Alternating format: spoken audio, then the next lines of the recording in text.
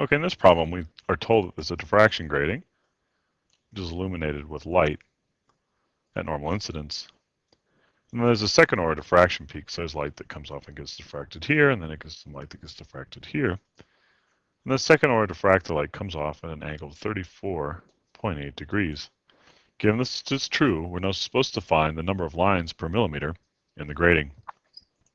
Well, the diffraction orders of grating are given by the maximum of a multiple slit interference pattern and occur when this equation is fulfilled, namely d sine theta is equal to m lambda, as long as the light is coming in at normal incidence.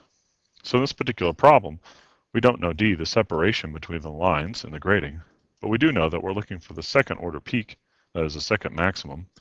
And we're also told that the wavelength is 600 nanometers. Since the angle specified where this occurs, we can put in the value 34.8 degrees for theta. We know that that's going to be equal to 1200 times 10 to the minus 9 meters. And we can solve this for d.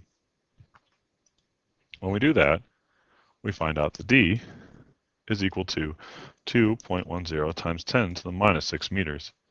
This is the separation now between different lines in the grating, but we're supposed to find the number of lines per millimeter. Well, if there's 2.10 times 10 to the minus 6 meters between each line, then we can figure out how many lines there are per meter, namely 1 over d is equal to the number of lines per meter, which will be equal to 1 over 2.10 times 10 to the minus 6 meters.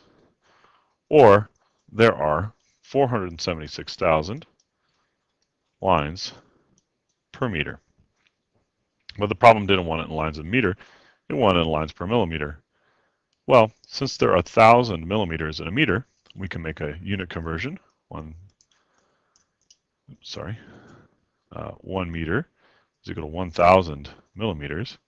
And we find that for this grating, there are 476 lines per millimeter. And that's the answer.